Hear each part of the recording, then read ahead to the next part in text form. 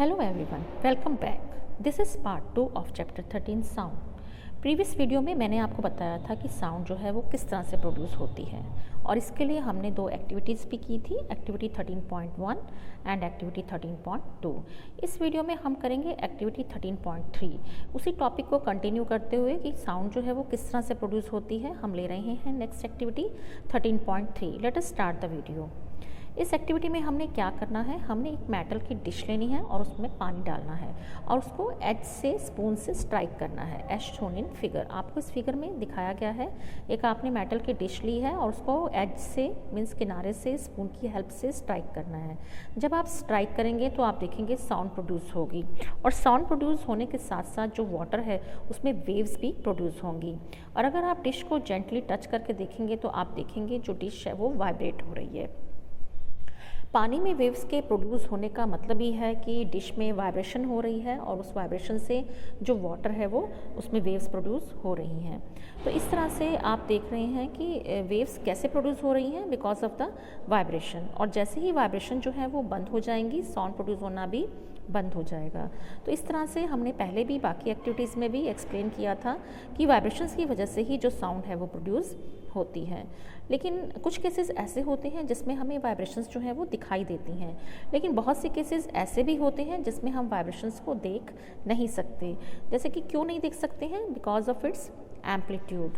क्योंकि वाइब्रेशंस का जो है वो एक एम्पलीट्यूड होता है जो हमने 7th क्लास में भी आपको एक्सप्लेन किया था कि जब भी कोई चीज़ वाइब्रेट करती है तो वो mean position, suppose this is mean position, इस मीन पोजीशन से टू एंड फ्रो पोजीशन में वो वाइब्रेट करती है. तो मीन पोजीशन से जो मैक्सिमम डिस्टेंस होता है उसको हम क्या कहते हैं, एम्पलीट्यूड. अगर ये डिस्टेंस ज़्यादा होगा तो इट मीन्स एम्पलीट्यूड जो है वो ज़्यादा है और अगर ये डिस्टेंस जो है वो कम होगा तो एम्पलीट्यूड भी क्या है, स्मॉल है. अगर एम्पलीट्यूड बहुत ही स्मॉल होगा तो we can not see them, तो हम वाइब्रेशंस को देख नहीं सकते लेकिन हम उन्हें फील कर सकते हैं. तो जिस भी ऑब्जेक्ट का एम्पलीट्यूड कम होगा तो उसमें वाइब्रेशंस भी जो है वो विजिबल नहीं होंगी लेकिन हम उन्हें फील कर सकते हैं. नेक्स्ट आपको दी हुई है एक्टिविटी 13.4 जिसमें आपने एक म्यूज़िकल इंस्ट्रूमेंट बनाना है. उसके लिए आपने क्या करना है, आपने एक हॉलो कोकोनट शेल लेनी है और उसका एक म्यूज़िकल इंस्ट्रूमेंट बनाना है एक तारा.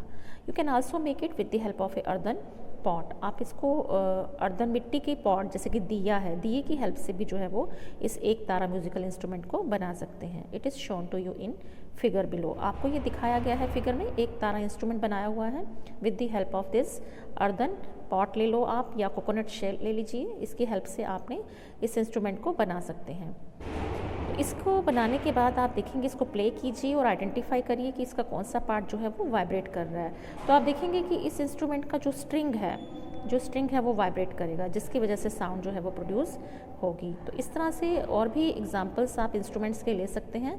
और आपने इस टेबल को 13.1 जिसमें musical instruments and their vibrating part, ये टेबल को आपने फिल करना है. इसमें आपको एग्जांपल्स दिए हुए हैं कुछ, जैसे कि फर्स्ट एग्जांपल में आपको वीणा दी हुई है जो कि गॉडेस सरस्वती के हाथ में जो इंस्ट्रूमेंट होता है म्यूजिकल वो होता है वीणा.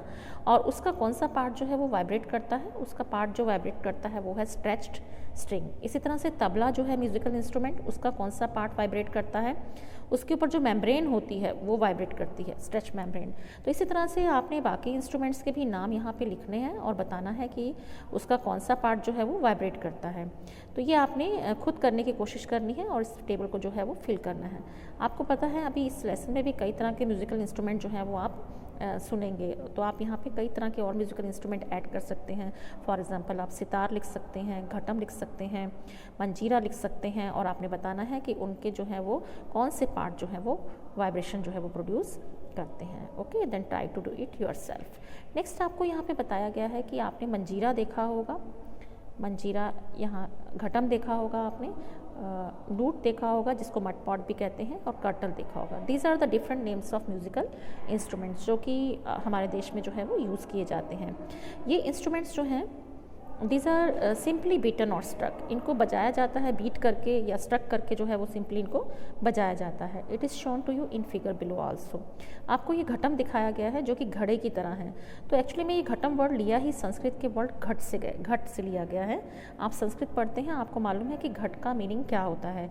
घट का मतलब होता है घड़ा, तो इसलिए इस घड़े टाइप इंस्ट्रूमेंट का नाम है घटम. तो ये घटम जो है वो किस तरह से प्ले किया जा रहा है, इस तरह से हाथों से बीट करके, स्ट्राइक करके इसको प्ले किया जाता है। नेक्स्ट यहाँ पे आपको दिखाया गया है मंजीरा। तो ये आपको मंजीरा दिखाया गया है, ये भी जो है वो हाथों से प्ले किया जाता है स्ट्राइक करके। ये भजन कीर्तन में, सत्संग में हम ये इंस्ट्रूमेंट देखते हैं प्ले करते हुए, हम इनसे फैमिलियर होंगे। तो can you name a few other musical instruments of this type, you too can make a musical instrument.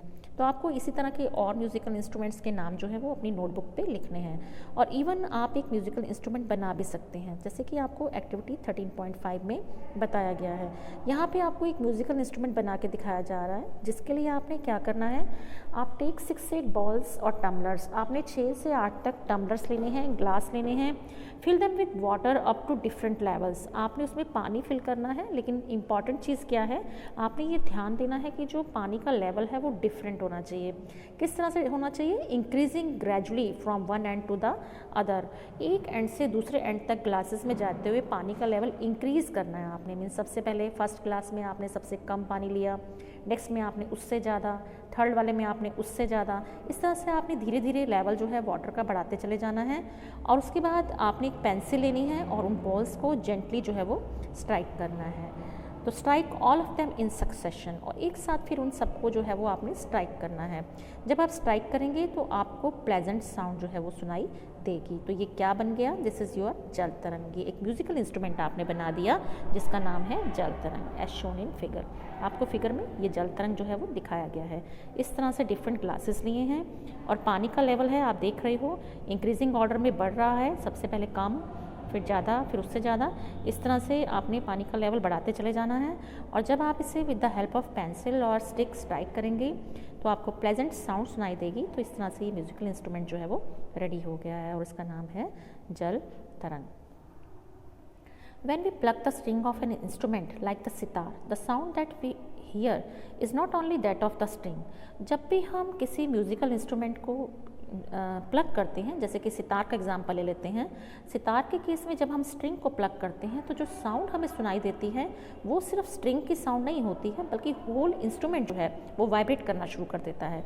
तो पूरा का पूरा इंस्ट्रूमेंट जो है उसमें वाइब्रेशंस प्रोड्यूस हो जाती हैं, and it is the sound of the vibration of the instrument that we hear. और जो साउंड हमें सुनाई दे रही होती है वो पूरे इंस्ट्रूमेंट की वाइब्रेशन की साउंड होती है, सिर्फ स्ट्रिंग की ही वाइब्रेशन की साउंड वो नहीं होती, पूरा इंस्ट्रूमेंट जो है वो वाइब्रेट करता है। Similarly when we strike the membrane of a mridangam, इसी तरह से जब हम मृदंगम जो है वो एक तरह का म्यूजिकल इंस्ट्रूमेंट है जो पहले टाइम में आप गॉडेस होते थे वो यूज़ किया करते थे, जैसे शिव, भगवान शिव, गणेश जी ये मृदंगम जो है इसको प्ले किया करते थे। और जब इसकी मेम्ब्रेन को स्ट्राइक किया जाता है तो साउंड प्रोड्यूस होती है, और वो साउंड सिर्फ मेम्ब्रेन की ही नहीं होती बल्कि पूरी बॉडी जो इंस्ट्रूमेंट की होती है उसमें वाइब्रेशंस आ जाती हैं, और पूरी की पूरी इंस्ट्रूमेंट की बॉडी से जो है वो साउंड प्रोड्यूस होती है। तो इस तरह से सिर्फ वो मेम्ब्रेन या स्ट्रिंग से ही साउंड नहीं, वाइब्रेशन नहीं होती, बल्कि पूरे इंस्ट्रूमेंट में वाइब्रेशन प्रोड्यूस हो जाती हैं, और वो साउंड जो है वो हमें सुनाई देती है। तो ये थी एक्टिविटी 13.3 थी, जो एक्सप्लेन कर रही थी साउंड जो है वो किस तरह से प्रोड्यूस होती है और हम किस तरह से म्यूजिकल इंस्ट्रूमेंट जो है वो बना सकते हैं। I hope this is clear to all of you. That's it for this video. Next we will do in next video. Thank you and have a great day.